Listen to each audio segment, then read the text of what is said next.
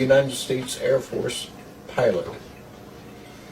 I enlisted in the Air Force in 1949. Graduated from aviation cadets in 1954. Stationed in Bergstrom Air Force Base in Austin, Texas, and from there to Kadena Air Base in Okinawa. At Kadena Air Base in Okinawa, I transitioned into the F-100 Super Sabre jet fighter. In August of 1957, my unit moved to Clark Air Base in the Philippines. When I flew test flights in the Super Sabre, I normally flew slick wing. That is, I had no pylons, no external tanks, no drag on the aircraft, and it was a true fighter airplane with a slick wing. It would go easily supersonic up to about 1.5 Mach, which is, depending on the altitude, up to 1,100 miles an hour. On a test top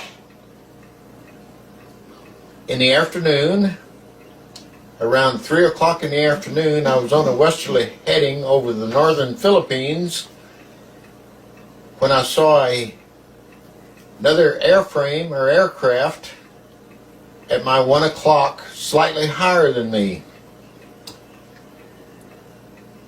Being finished with the test top, I decided to hassle with the other aircraft, which is a common practice in fighter airplanes. So I dropped my nose, lit the afterburner, went supersonic, and turned toward the other aircraft.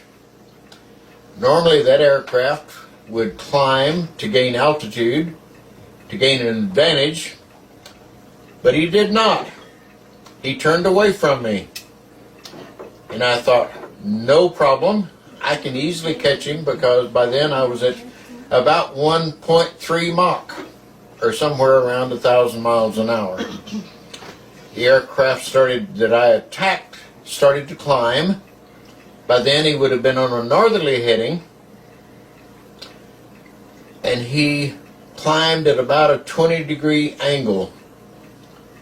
He accelerated in a very short period of time to about Mach 5, and it watered my eyes. I could not believe that anything could move that fast. I squawked emergency on my IFF identifier. That's an attachment to the airplane, a transmitter that identifies whether you're a friendly aircraft or not. They immediately picked me up from the ground, saw me on radar, acknowledged my emergency squawk, and I told them that I had some kind of an aircraft at my 12 o'clock at a very high rate of speed. They said, we have you in sight on the screen, but we don't have anything at your 12 o'clock at any altitude. Whatever it was, climbed at an unbelievable rate of speed until it was totally out of sight. I never saw an airframe, only a light, and I've been over that in my mind many, many times. It was not a reflection of a star. I followed the light through my front windscreen, which is also the gun sight, through the right quarter panel as I turned toward him, through the canopy, which is the third window out of the aircraft, until I picked him up again in my gun sight front panel as he started to climb. So it was not a reflection of some star. I don't have an explanation for what I saw, except that I feel very confident that it was an aircraft or an airframe, a flying object from some other civilization outside the Earth.